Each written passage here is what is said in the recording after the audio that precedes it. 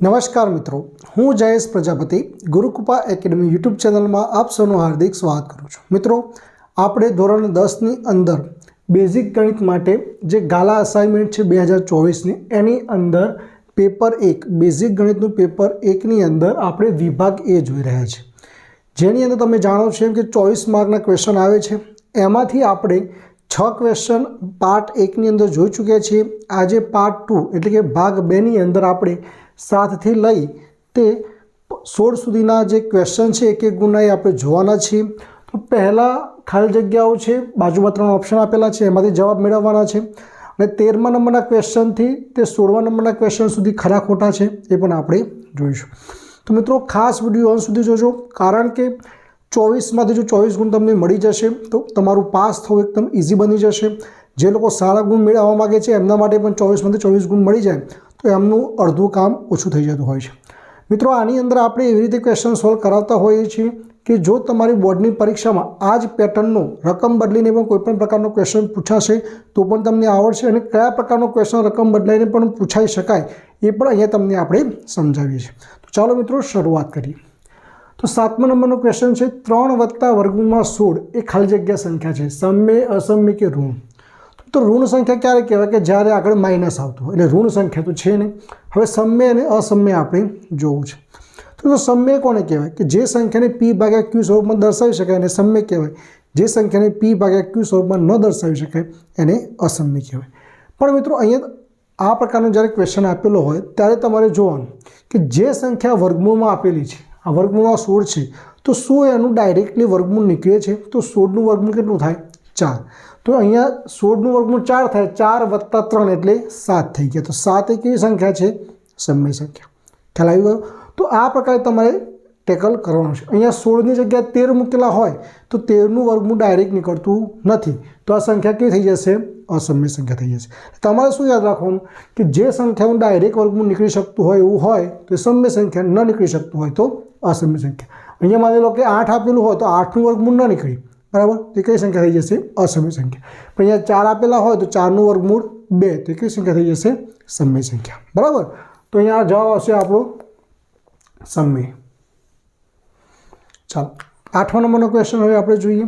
દ્વિઘાત બહુપદી ax² + bx + c = 0 જ્યાં a does not equal to 0 ના શૂન્યો આલ્ફા અને બીટા હોય તો આલ્ફા × બીટા ખાલી જગ્યા છે।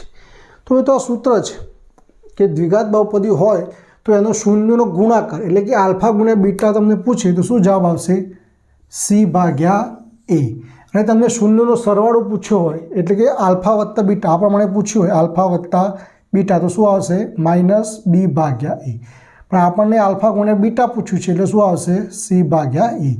તો આ કોન્સેપ્ટ તમારે ખાસ યાદ રાખવાનો, તો તમને કોઈ પણ ક્વેશ્ચન ફેરવીને પૂછશે તો પણ તમને આવડશે, બરાબર।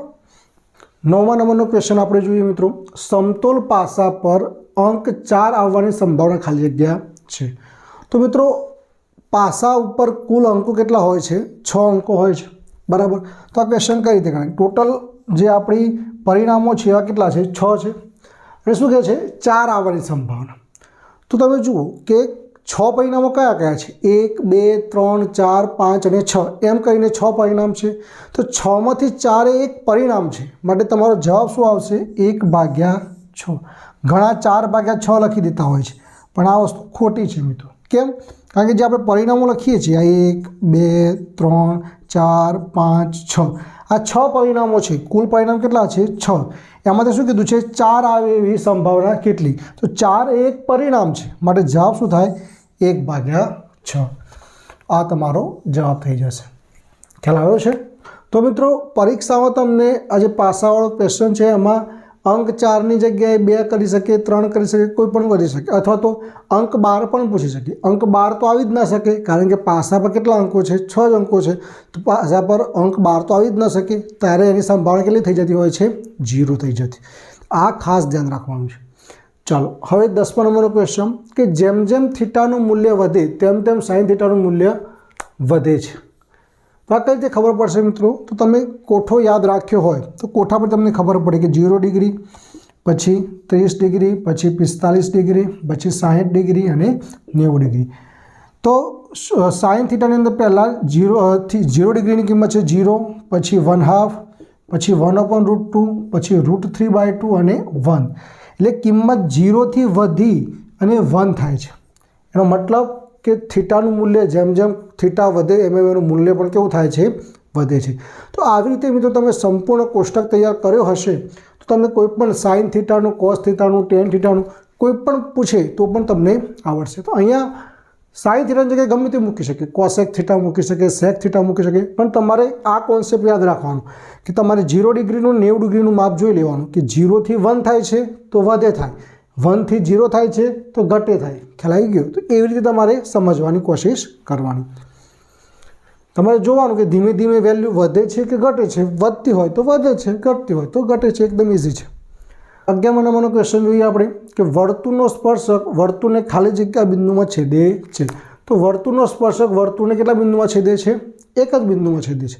જો બે બિંદુમાં છેદે તો એને સ્પર્શક ના કહેવાય, શું કહેવાય? છેદિકા કહેવાય. તો ખાસ ધ્યાન રાખવાનું છે, છેદિકા કે તો બે બિંદુમાં સ્પર્શે અને સ્પર્શક કે તો એક જ બિંદુમાં સ્પર્શે. બરાબર?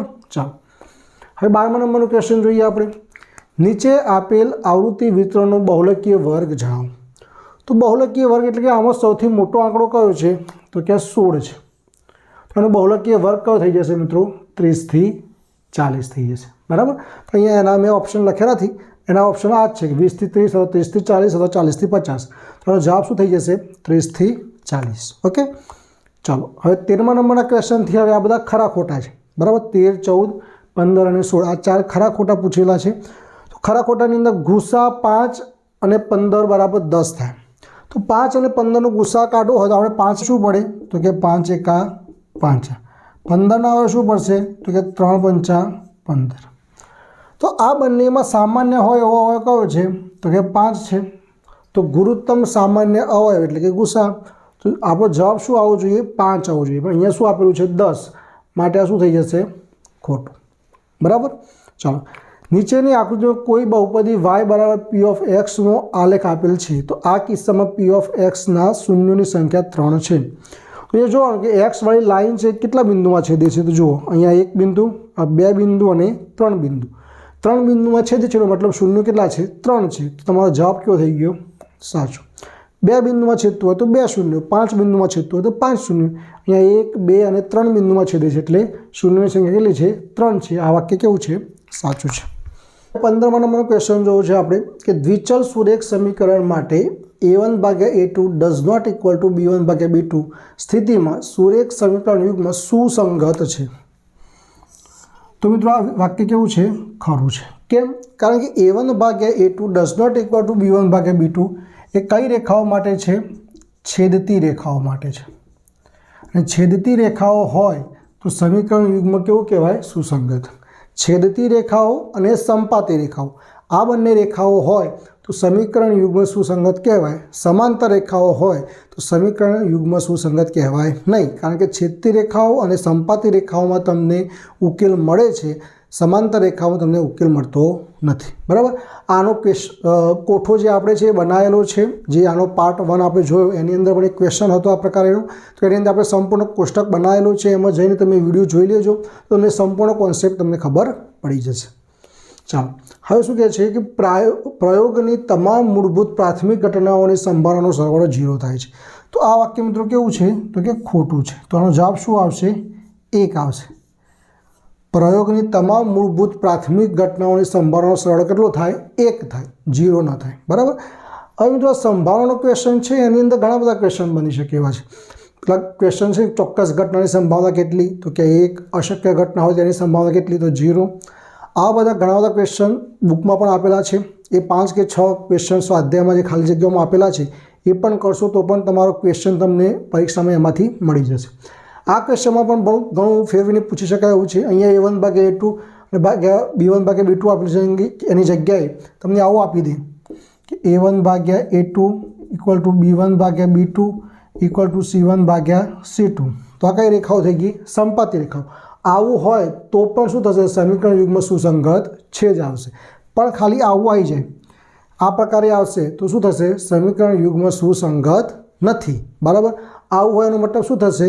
કે આ જે છે સમાંતર રેખાઓનું સમીકરણ છે, માટે આ પ્રકારે હશે તો કોઈ ઉકેલ મળશે નહીં, માટે સમીકરણ યુગ્મ સુસંગત નથી, એવો તમારો જવાબ આવશે. તો આ પ્રકારે ક્વેશ્ચન ચેન્જ થતા હોય છે તો ટ્વિસ્ટ કરીને પણ પૂછીએ તો પણ તમને આવડવું જોઈએ. તો મિત્રો, હું આશા રાખું છું કે વિડીયો તમને 100% ગમ્યો હશે. કઈ રીતે ફેરવીને ક્વેશ્ચન પૂછાઈ શકે છે એ પણ તમે સારી રીતે સમજ્યા હશો. તો મિત્રો, વિડીયો ગમ્યો હોય તો લાઇક અવશ્યથી કરજો, બીજા મિત્રોને પણ શેર કરજો. ચેનલ પર જો નવા હોય તો ચેનલને સબસ્ક્રાઈબ કરી બાજુનું બેલ આઇકન દબાવવાનું ભૂલતા નહીં. અને બીજા કયા ટોપિક પર વિડીયો જોવા માગો છો એ પણ કમેન્ટ કરજો. હવે નેક્સ્ટ પાર્ટની અંદર આપણે આગળ જે 17 થી 24 સુધીના જે ક્વેશ્ચન બાકી રહ્યા છે એ આવરી લઈશું અને પછી પેપર 2 શરૂઆત કરીશું. તો ચાલો મિત્રો, નવા વિડીયો સાથે ફરીથી મળીશું. ત્યાં સુધી જય હિન્દ, જય ભારત, જય ગુજરાત.